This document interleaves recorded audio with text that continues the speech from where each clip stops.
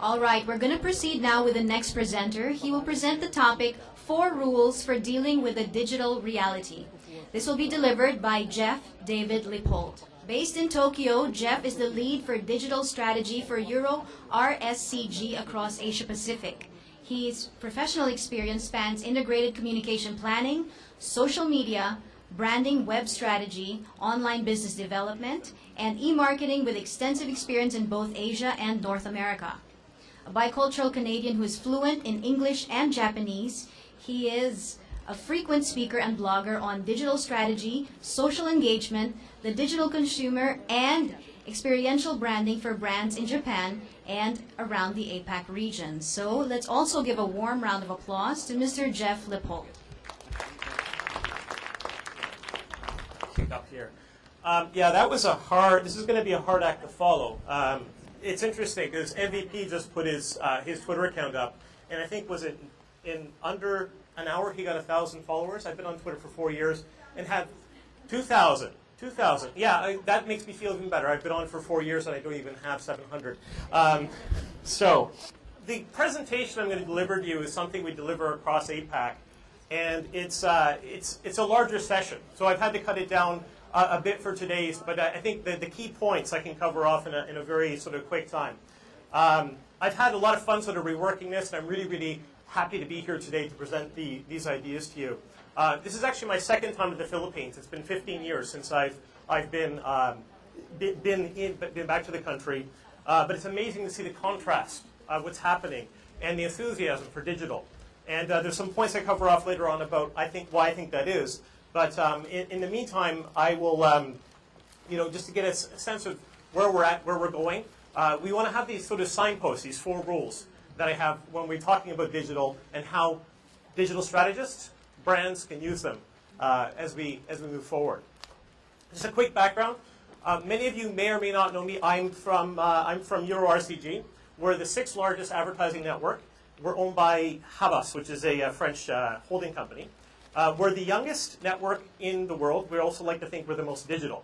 Originally, we were the first group back in the 90s. The whole concept behind Euro RSCG was that eventually the traditional advertising model was going to go away. So a group came together to sort of combat that. And we were the first company, I think we placed the first banner ad for Intel. And we've also our saying is digital at the core. And everything we do speaks to digital, talks to digital, walks to digital. And that's one of the reasons, the impetus for me joining Euro in the first place. And I think one of the reasons why we're especially integrated into this. This is the view from my desk. I am nominally a Canadian expat, but my party trick is that I can speak some Japanese. And I've been in Japan for 12 years now. My work itself spans across APAC, but I've taken an expertise of sort of become a bit of an expert on sort of cross-cultural communication, whether that be taking brands to Japan and to APAC, or taking brands from Japan and APAC out into the world. And part of what I want to do today is also provide some perspective, an Asian perspective in particular, on these digital rules for reality, these new digital rules. Because I think I'm fairly qualified to do that and to show that I have a big sandwich. And this sandwich is my job. It's a metaphor for it. The stuff in the middle here is what I do. And the reason I do that is I feel that I'm squeezed in 2 different directions. One is between old media and new media. We always try and bring the digital reality home for clients who are maybe doing TV commercials or doing more mass type of media. So it's always about explaining the value, figuring that out for them. The other thing I do is also, as I mentioned, act as that bridge between cultures going into the region and out of the region. So that's sort of the reason why I'm doing that there. This is interesting. I actually have set up a presentation with the tweets, and I believe the question session with MVP was so interesting that I think all the tweets are now viewable on the 4 Rules hashtag underneath the IMAT Summit. So if you wanted to take a look at them, possibly retweet them, spread them around, that would be great. So the 4 rules, what are they about? The 4 rules that we have are quite simple. They're about consumers, it's about location, it's about storytelling, it's about everywhere. I'll delve into these concepts a little bit as we go along, so I'll just cut right to the chase. The first rule is that the consumer will control our content. To everyone here, I don't think this is really, really big news. You're largely converted on the subject. What I'm talking about here is really two aspects. One is the concept of participating, and the other is participating and letting consumers go into your brand, be in part of your world. How can you do that? How do you take that on? It's a bit of a daunting task, but it's something that we need to start to consider. The second thing is not about simply letting them come in and sort of run roughshod on you. It's also about how you have to listen, how you have to make changes in order to adapt to consumer needs as well. We know the marketing landscape has gone from a very easy, in particular for advertising, from a situation where everything was quite easy. You had an ad, you pushed it out, everything was quite linear, you can manage the sort of sales process the whole way through. Now, of course, it's a little bit more like a rat trying to find cheese in a maze. It's a little more confusing. And I want to take a look at a couple of factors of why this is happening. And most of them, of course, have everything to do with what the consumer is doing. The first one is multitasking. Actually, this chart itself illustrates how difficult it is to get people's attention. The reason is we all have these. We probably have one or two of these, maybe a tablet, maybe a PC, maybe a TV, maybe some other devices. We have a bunch of different devices that we're playing with, running with concurrently. So we spend actually so much time multitasking and doing different things. There are actually more hours in the day available, if you count up all that media and combine it together, than there actually are real hours in the day. So we spend so much time doing this multitasking and trying to catch people's attention that it's very, very hard to get consumers' attention. The second thing is I talk about multi-asking. And multi-asking is a pretty straightforward concept. It's about people asking each other and trusting each other.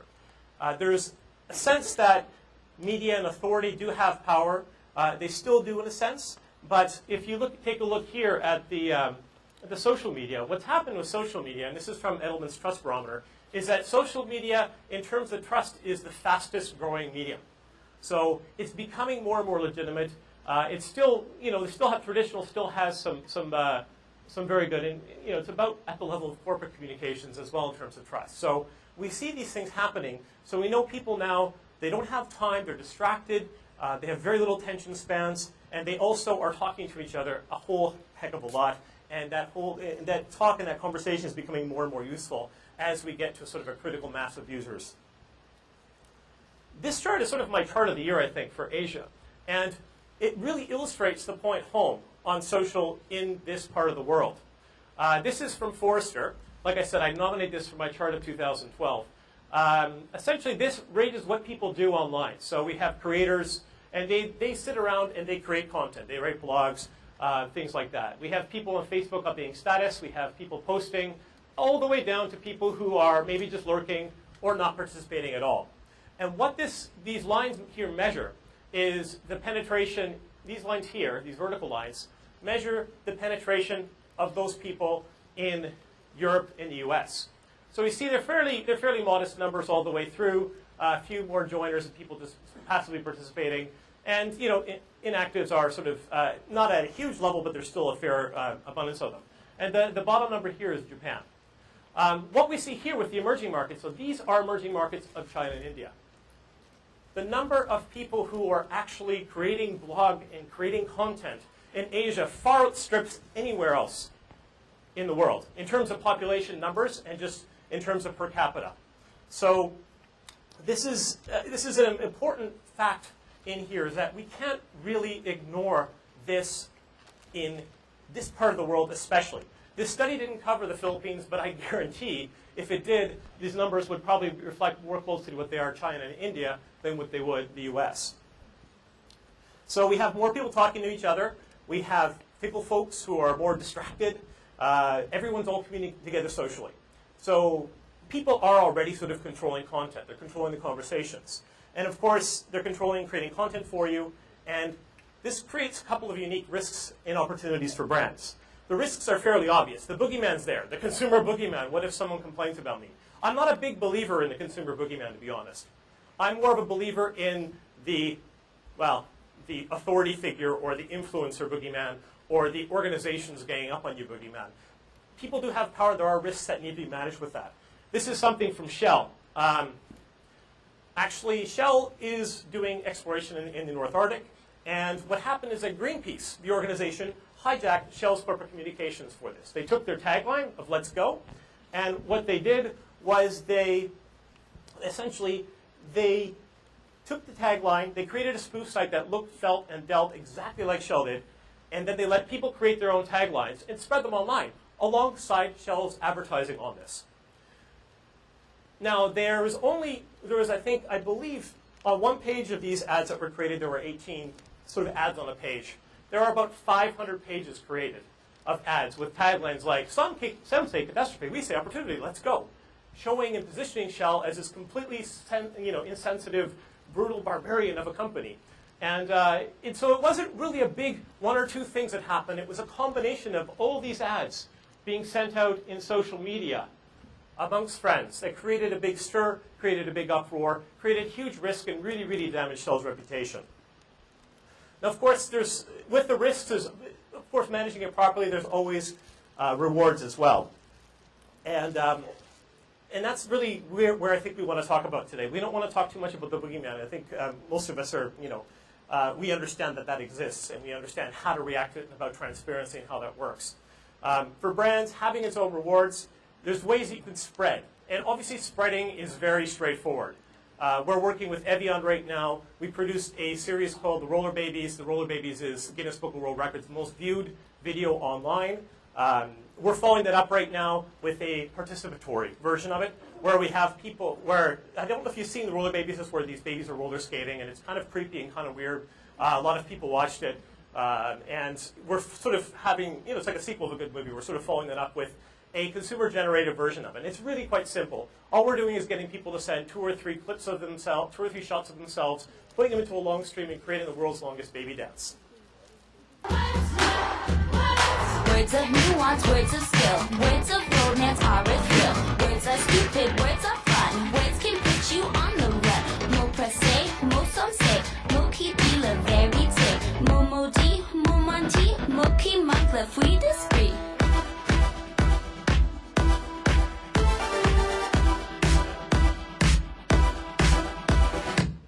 Anyway, like I said, I had to cut a lot of my videos short because they've got limited time.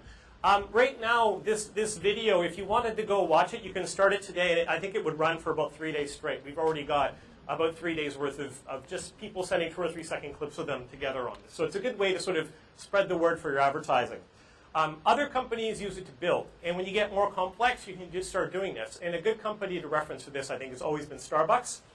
And the reason why Starbucks has done this is through their Starbucks Ideas platform. They've managed to take the platform and they've built their business on it. Now you get Wi-Fi at Starbucks. It's because it was an idea on this website, submitted by users, voted by users as something they wanted input in. Also, if you have a really unusual flavored pudding frappuccino, it's probably because somebody invented that for them and suggested it to them. So that's my piece about consumers.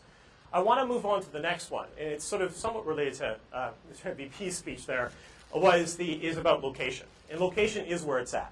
But I'm not talking specifically about devices or technology, because that comes and goes. I think the conference here is about hitting the heart, and I think this is what this conversation is about. We have to think about where people are. We have to think about what it is they're trying to accomplish. And we think here anyway, that it's more about people talking in the context of where people actually are existing, what they're thinking, what they're doing. And I'm not just specifically talking about people being in a location. I'm talking about people being in a frame of mind. We know, without me saying very much on it, that mobile is where it's going, and it's because there's a proliferation of tablets on the market. If we take a look here, this is the number of mobile portable media devices that are going to be going is on the increase. Everything else is either flat or decreasing. So devices are driving a movement to mobile, but that's not the focus of what it is. It's the focus about the people behind them is what's happening. And I'm not talking strictly about shopping. This is from the Tokyo Girls Collection, which is a fashion show held every year in Tokyo, and all the designers come in and they have their shows on the runway. This is actually the Uniqlo show from 2008 or 2009. You'll have to forgive me. I don't know what file photo this is from. But essentially what you could do if you were in the audience back then is you could take a look at these models, say, I want that entire outfit. And you were able to scan, buy, and have it delivered to your house. that entire outfit right then and there. And this was back in 2008 or 2009. So this technology is out there. Mobile, though, isn't, to me, all about shopping. Shopping is a big part of it. It's a big benefit. But I think if we talk only strictly about social commerce or sort of mobile commerce, we sort of limit ourselves. So we have three ways that I think I like to frame this conversation. A lot of them aren't really mobile examples, but I think I'm doing that on purpose. The first is instant gratification. Instant gratification is important. In Japan, there's a concept called himatsubushi.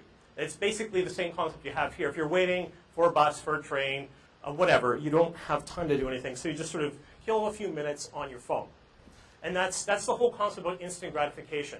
It's about getting people where they are and doing something that's immediate, that's reactive, and that people have to respond to. So that sort of sense of response is a really, really important one. The second thing about mobile I want to talk about is simplicity. And simplicity is the hardest thing to do. We all know this. We talk about building something simple. And you build something simple, and the engineers come back to you with this raft of things about this long of what they need to accomplish as a technology. But that doesn't help the user. What helps the user is you can take that 16-step sort of form that we need to do and put it into one single action in one single frame. And that's the hardest part to do. That's why Amazon, for example, trademarked one-click, because it's that effective, and that patent itself is worth a lot of money. This is actually another example of sort of a location-based, it's something that's really simple. It's called Strappy. And if you're in Tokyo sometime and you're on one of the major trains that circles around the city, you can actually touch your phone to it, and it will feed you a commercial, a bit of a show. It'll feed you some content right then and there. And that's about simplicity. It's about simply just having the action of touching and feeding. That kind of simple reaction is really required in mobile. And we can talk about context in a bit. We can talk about what, where, and how you're relevant. This is important for you to understand your brand and why you need to delve into what your brand can offer, where your customer is. You need to delve into how the environment and outside factors can influence the engagement or engage with what you're doing. And why this is really important is because this will start to spread out to you the number of different ways you can start to approach and think about dealing with and talking to your customers. I do workshops on this, and what I do is I tend to bring up the concept of ice cream, because everybody knows ice cream. Everybody knows the value of ice cream and has a very, very sort of clear sort of set. But when we talk about ice cream, think about it in the context of how that helps you. For example, if the weather's hot, if the weather's cold, how does that affect you? And when you start to get your mindset twisted around a bit about how mobile actually can really work. And I want to show you an example. This is from Euro Australia. We were working with Montana Wines, who were changed their name from Montana to brand called Estates. And we came up with an idea that about wine was not simply about an occasion. Because when you drink a bottle of wine nowadays, you're drinking it and you have your smartphone plunked on there. We thought, wasn't there a way to do a little bit more with it? And this is sort of the idea we came up with. New Zealand's Montana Wines changed their name and their label. So in keeping with the brand's positioning of stay curious, we created an engaging way to remember our new bottle. We called it the world's most curious bottle. We hid 14 unique digital experiences on the label and invited people to scan the bottle world's most curious bottle. We hid 14 unique digital experiences on the label and invited people to scan the bottle with their smartphones to find them. You could explore New Zealand,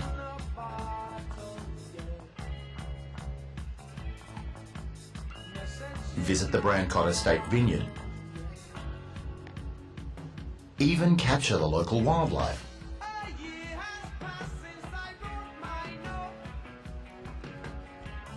Every time you found an experience, you learned more about our new brand. You could explore the bottle with your friends at the dinner table and share each new discovery online. The app gained instant attention from wine and tech bloggers.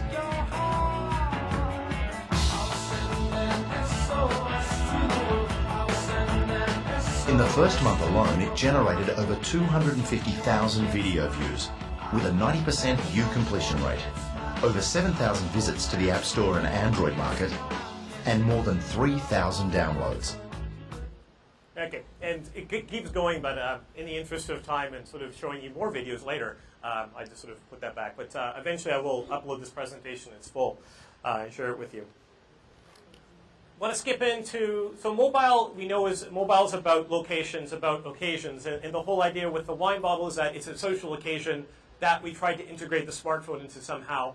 And the first try we had was quite a success, so we'll likely wind up doing that again. The next rule is about storytelling, and I believe in yesterday's conference there was some conversation about this as well. It is a really interesting time to be in the advertising and marketing business, especially in terms of digital, because something right now, it's something that cuts through is extremely critical. You know, if people are distracted, they don't have a lot of time. If you don't engage with people, they're not going to pay attention. So one of the things I like to frame why we need to get better at storytelling is because we're actually in competition for people's time.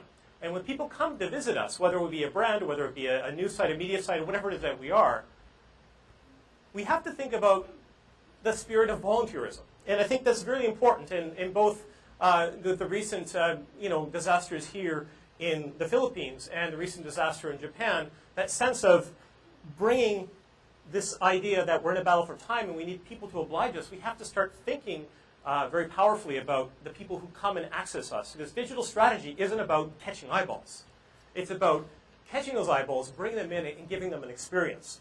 And I'm not really using this to take advantage. I think it's an important way, and a really, really powerful way to sort of frame the subject. When people search, they come to interact, they're expecting an experience, and they expect you should be able to do something for them. I still think this is a relevant example, and when people are volunteering their time, they're spending their time with you, they're very busy, they're very distracted, they're doing a whole bunch of different things, and we need to sort of take that framework in there so when people come to visit us, they're acting as volunteers, and we need to provide them with information or what it is that they're looking for on that spot. The other thing brands need to do to tell better stories, and we have some media in there, is to think like media. And someone mentioned that we're becoming like media companies, and that's true. Brands have to become media companies or service companies. And the reason that happens is because, once again, you're competing for people's attention spans. You're competing for time. People want to have to spend time with you. They have to like you first. And there's a number of ways you can do this. I've got 3 examples I'm going to show you. One of which is more of a social, sort of a social CSR import story that we managed to spread around the world. One's about freemiums, and one's a bit about just sort of viral memes. The first one is from Dulux, and this story itself is about the power of stories. When you take a brand concept, obviously you need to have that brand concept roll out across all the channels. You have to find something that people are open to, and understand that people are expecting more and more complex engagements nowadays. It's not about simply just showing off a 15 or 30-second message, and that's the end of that. People expect that story to continue somewhere else. This is from Dulux. We took what we call the restorative power of color, and we actually brought the project into sort of a CSR sustainability project where we went to neighborhoods around the world that maybe need a little bit of sprucing up in order to make people feel better about themselves. And this is sort of how it looked like.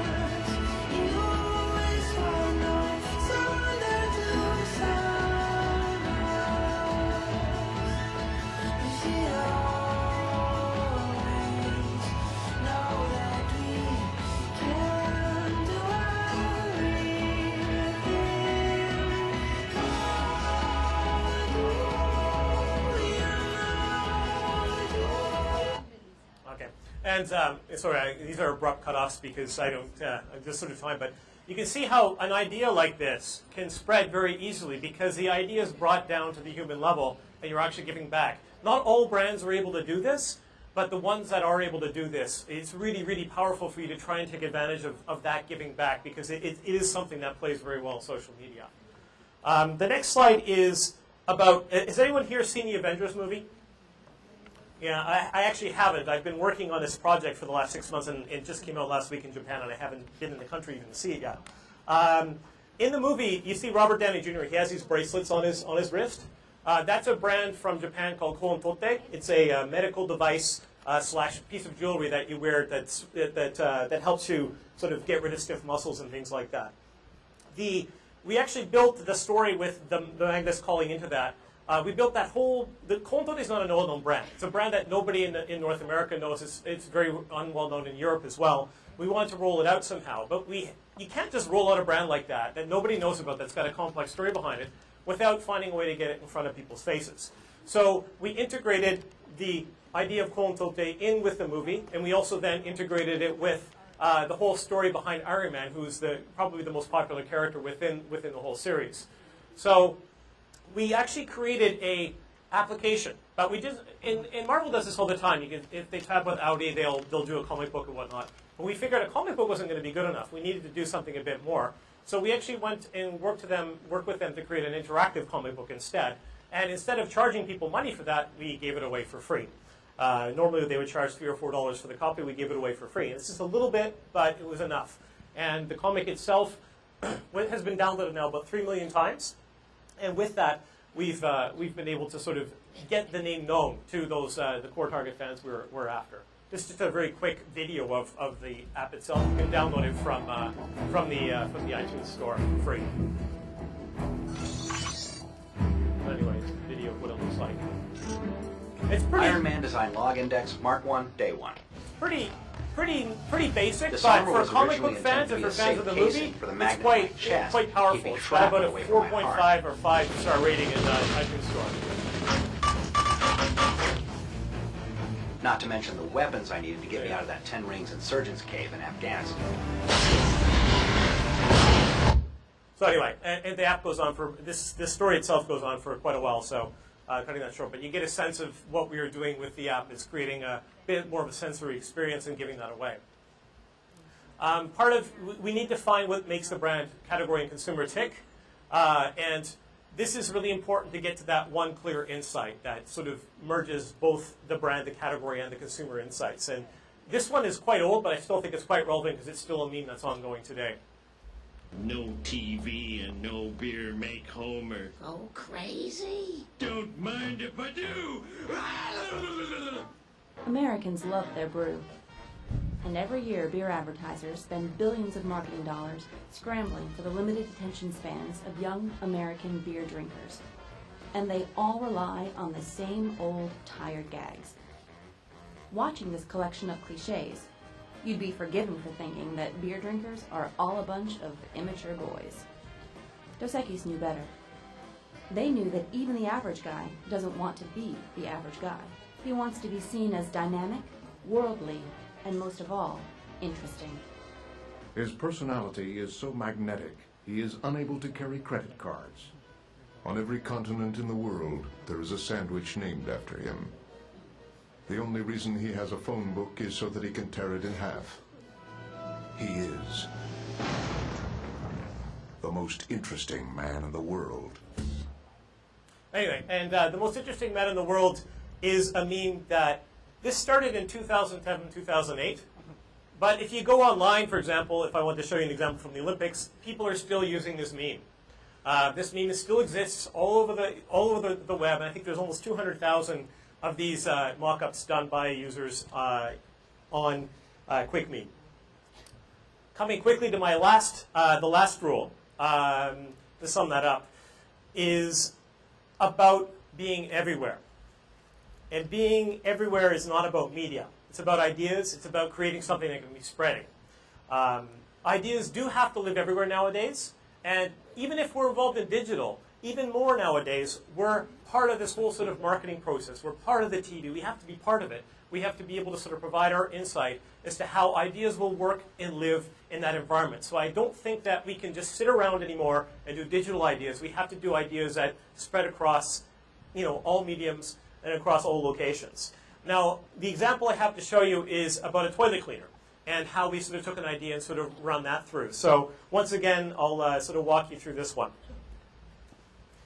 And this is... Harpic wanted to persuade consumers to clean the loo every day instead of every week. In research, women told us a simple truth.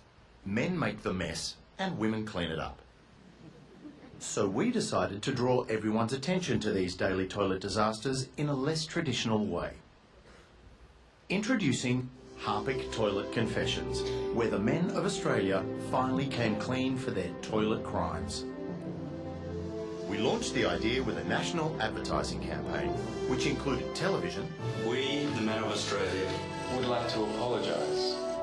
Sorry for our bad aim. For failing to flush. For flushing too much. Radio. For the skid marks. The miles and miles of wasted paper. And the unbearable. Unimaginable. We're really sorry. Newspapers, outdoor, and online. We then encouraged men to apologise for their own appalling habits at our website,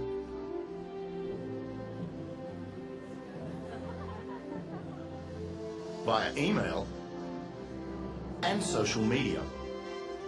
The apologies came flooding in. We even had to install our very own dishonour roll. Men also washed away their sins in our specially designed cubicle confessional.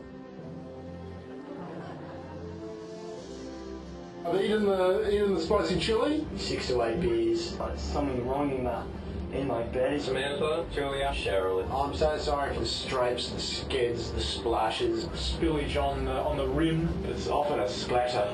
That bathroom was an absolute disgrace. I'm very sorry. Forgive me, Father, because I have sinned. I definitely apologise for being a disgusting man. Our market share rose by 3.5% during the campaign, and sales of Harpic White and Shine increased by 18%, making it the most successful integrated Harpic campaign in Harpic's history. So that was, yeah. So this is about spreading an idea. So the idea works. It's a great idea, and it also works in digital. And the responsibility of digital strategy and digital marketing is that we can't just let it sit in its own little box anymore. We have to be able to sort of work with the other people within the agencies and with the brands to let them know what's possible. But it's not ultimately just about physical space in media. We have to find new ways of approaching people's minds, because as digital marketers, we have an ability to create new values and territories to approach customers. And one of the beauties is that we can do this at relatively low cost. Think of it almost as a long tail for digital marketing approaches that we can take to consumers. The way we can do this is by taking sort of a macro view of the brand. Usually when we're talking with brands, with categories of marketers, we tend to sort of limit ourselves to, the product and to the consumer, to the category. But then we also have to take a look at how cultural is relevant, how the methods of communicating are relevant. We need to take a broader take a look at that to see what things are around you, what exists in the culture around you, what kind of things can we use to do that. And it's a bit of a brainstorming, a blue sky session, but I think it's something that's very important. And one of the things we need to do with this is then use online search as a glue for that. Because people are searching for things, and we can tie them into our brands by doing that. So because typically you'll have your website with a brand, and it'll have a certain amount of visits. We'll have things and keywords that are related to the category.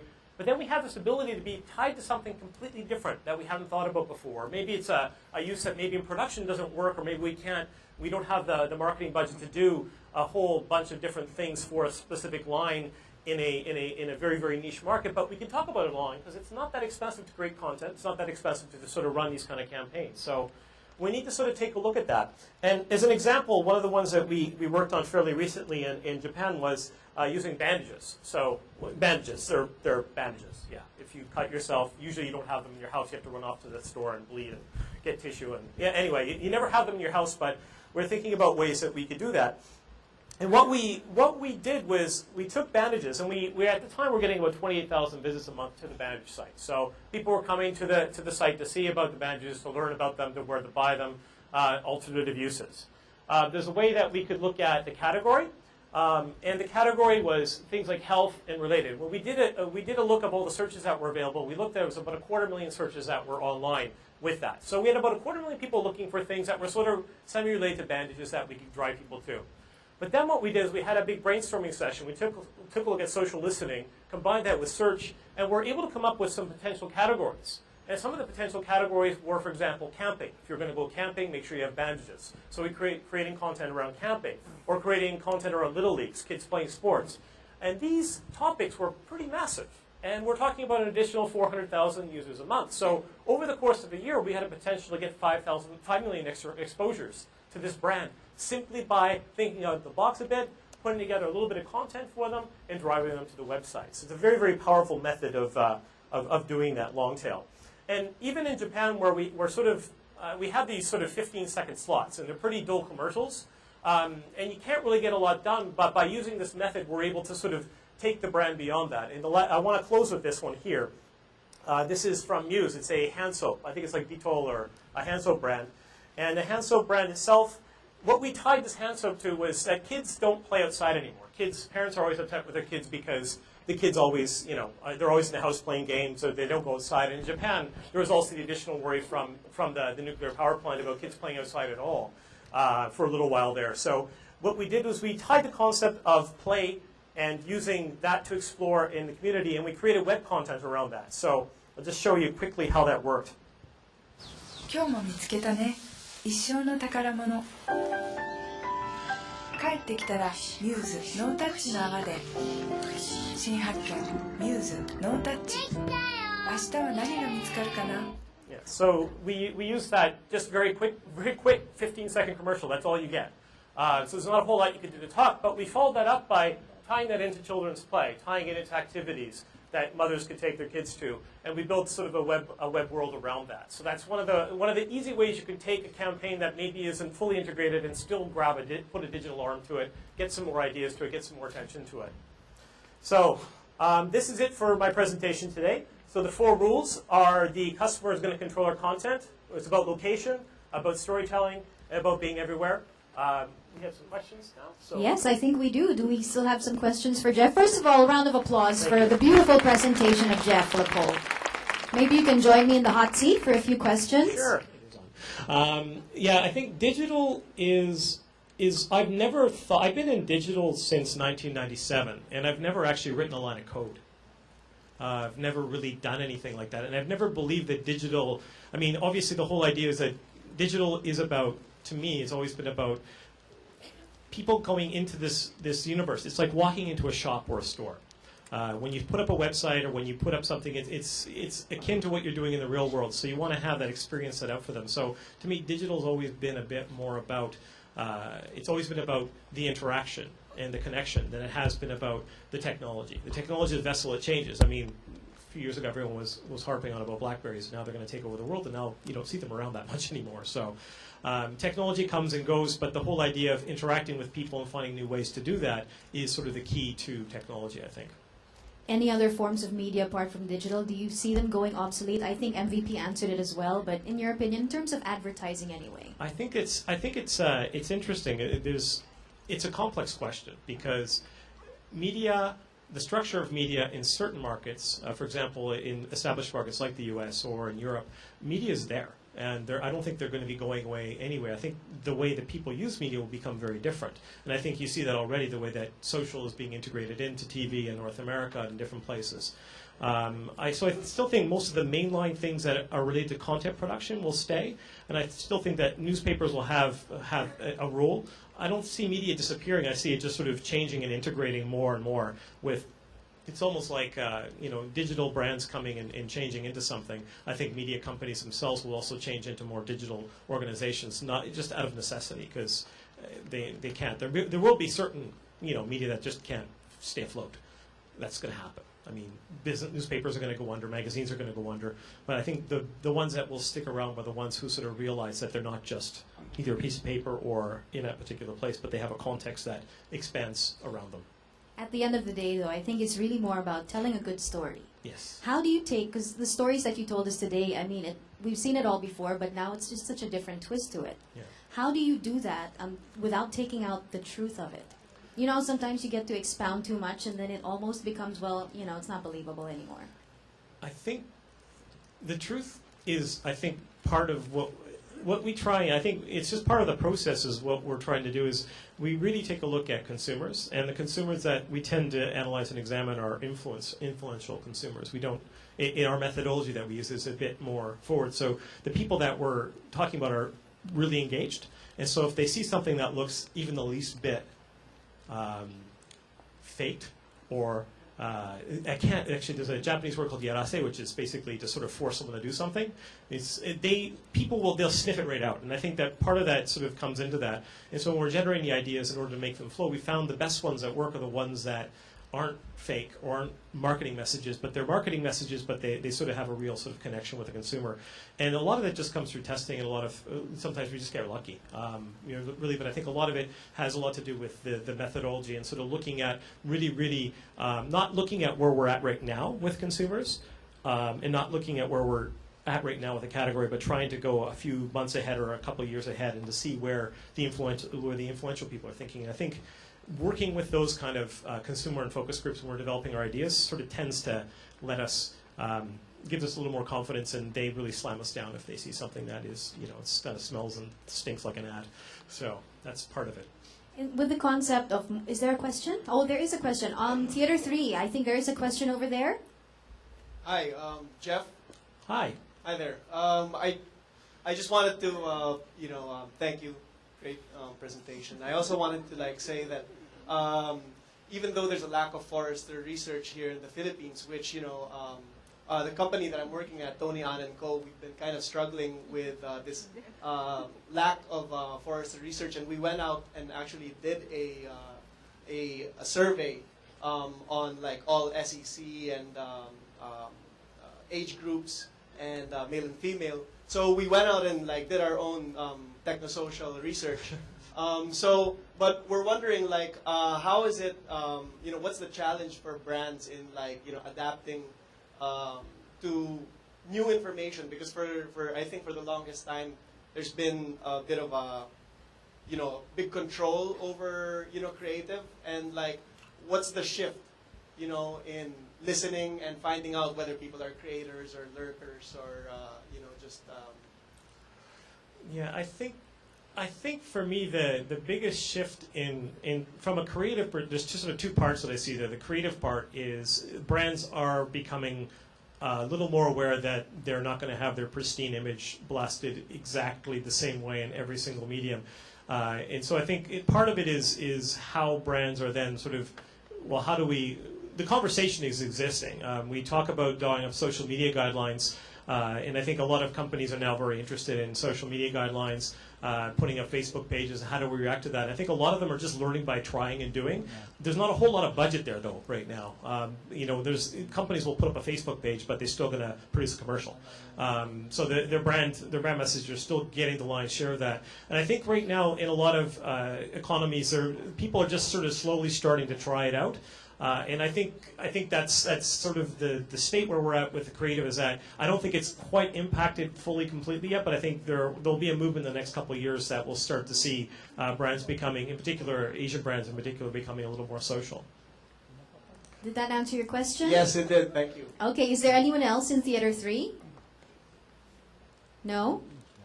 Okay, maybe. Yeah, we have one. Oh, okay. Thank you very much. All right, you can go ahead, sir. Not really. Hi, Lex. This is Rachel. Hi, I'm Rachel from ABS-CBN News Channel. I'd like to ask, because you talked about rewards earlier, and that the bigger rewards you get, the more you can attract or draw audience. Now, in the case of news media kasi, I'd like to think that media is limited to information as their form of reward. I don't know how else can media reward its consumers. Kasi in the news media's case, its form of reward is information. But it's just that. And how else can the media, reward its consumers aside from information? Because volunteerism is kind of ingrained here in the media, such that in other channels, like for example, in the case of the recent storms, I'd like all of the channels, all of the major news organizations encourage their viewers and audience to help the flood victims. Location is fine, but the rewards, how can we manage that? I think the reward I was talking about was a freemium based award, and obviously you're right. News organizations do offer up their core business for free in a lot of cases. I think part of the challenge for news organizations in that respect would be how could they then sort of integrate further into that news sort of that conversation. How could they go beyond the news? And I think a lot of it has to do with formatting. So how can they integrate more things like TV? How can they integrate more things like social into it? And I think you're right. In Japan was the same way. After the earthquake and tsunami, all the major news organizations also took a heavy interest and started to almost force themselves to get into social out of that necessity. And then they see how that works, take the learnings from it, and starting to append that to their strategy. So I think news media sort of lives on a couple of things. News media lives on, obviously, eyeballs. So there's always that sense that you're always trying to get people to come to your website or come to see what you're doing. And I think it's just about the kind of information, and it's more, I think, a little bit more about context, perhaps, for news organizations than it is for brands, because, well, they're already giving everything they probably have for free already. So it's a tricky question, but I think that.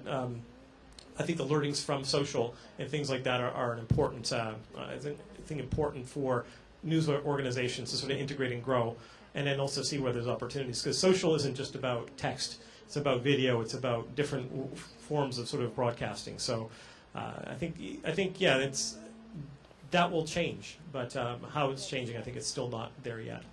Thank you very much for that. We have a question over here. Yes, sir. Hi, Jeff. I am Albert from PNG.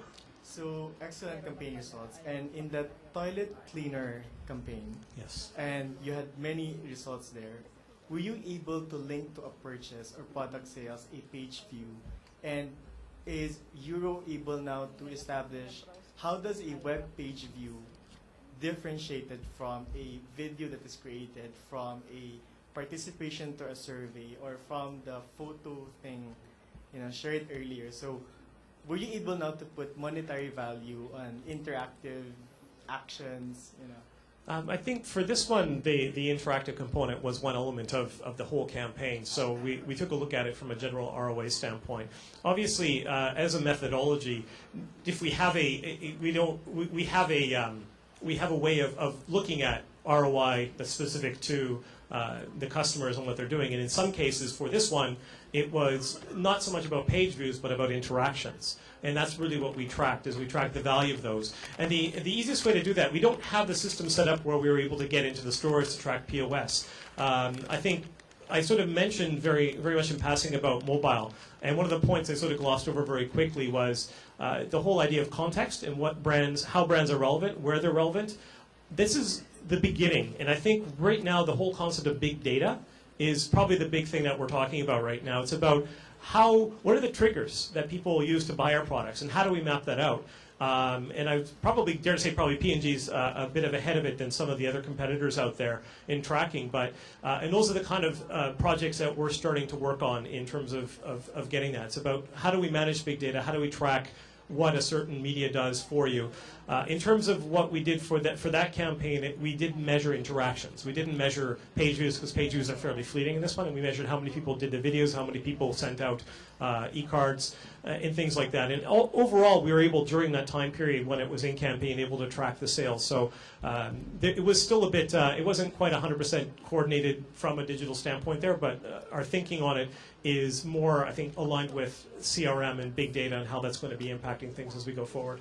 Got it. Sorry, just to follow up. What's the average digital ROI, and what's the best for you? What's average for you? Average. What's best for you? Average? Jeez, that's a good question. I would have to. Yeah, I can say 50%. No, no. I think typically the market share gains we saw with the Harpic were sort of, I think, fairly For a good campaign, they're quite positive. So a 3.5% gain in share, 18% return on that. Typically, we tend to set our ROIs between 5 and 15%, depending on the category. For example, the Marvel, and so we're trying to, when we're doing ROI, it depends. With the Marvel campaign, we expected 1.5 million downloads of the comic, and we got 3. So we had good results on that. For Harpic, it's a bigger, more established product. We had sort of, I'd say, it sounds fairly modest, 20%, close to 20% increase in sales, but you know, from a brand that already had quite a large seeding, that turned into a lot of dollars for them. So. I don't think there's one particular ROI average. I think it's even among FMCG, it differs among categories because you have things like dishwashing detergent, which are very, very hard to build engagement in, or there's things like hand soap where you can tie it to different stories. For the hand soap one, we've had really, really good. We've actually sold out of all the dispensers. But for things like dishwashers, it's very hard to say because dishwashing soap we also do. And dishwashing soap, we're still desperate for a really sort of great digital idea that drives people's values about using dishwashing soap. So there's things like that. Some categories work better than others. For that, we're very happy with a 5% return. For some categories, we expect a lot higher than that. Thank you. Thanks. Thank you very much. And I think we have one more question from Theater 3. Hi, I'm Angela from ABS-CBN. And I work with ABS-CBN's user experience design team, and I have a process-related question. Well, as this conference really shows, is a lot of brands in the Philippines are already aware that digital is important, and I'm very fortunate to work with brands that are aware that it's important. However, there's little respect for the kind of execution that goes into it. So I just wanted to ask, for some of the executions that you showed, for example, like the Dulux one, or for example, the hand soap execution for digital, how long did it take for you to strategize and execute those plans? 6 months to a year. So prior to actually launching, it took almost a year? Yes. Okay. For FMCG brands, typically the cycle for us is, especially for new products, is close to a year for the ideation phase anyway. And for Dulux, yeah, it took that kind of, for that kind of global rollout was quite a long thing in advance. It takes some time.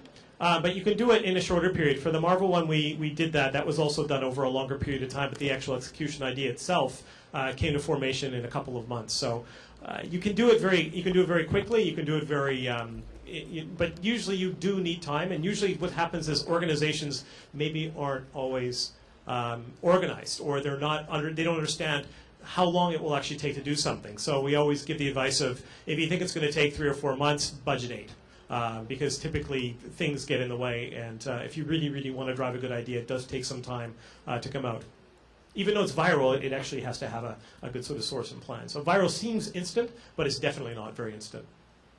Okay, Thank you very much. Thank you very much. If there are no other questions, maybe you can just say parting words to IMAP 2012. Well, thanks again for having me today. I think it's a great session. I think a lot of the stuff that I covered at a technology kind of conference weren't specifically about technology, and I think I do that on purpose because I think that the whole idea behind digital is about finding big ideas, and I think as digital marketers, the real change is that digital marketers, I used to sit in the digital marketers when they put us off in the corner and sort of ignored us, and we just sort of did our thing, and we're sort of the techies and the guys in the tinfoil hats in the corner just doing this kind of crazy stuff with computers. But now the digital marketers are involved in everything. They're involved in the creative, the execution, the ideation. And dare say, with a technology background, they're some of the most important people in these kind of planning sessions. And I think it's an important sort of step that's happened over the last few years, with especially the speed that social has taken track that we've seen this. So good luck with everyone, and yeah, hope to speak to you soon. Thanks. Thank you very much to Jeff Lippold. He is the lead for digital strategy, Euro RSCG Tokyo. Okay, now you can relax. All right, we're going to move on to the next now. 1 second.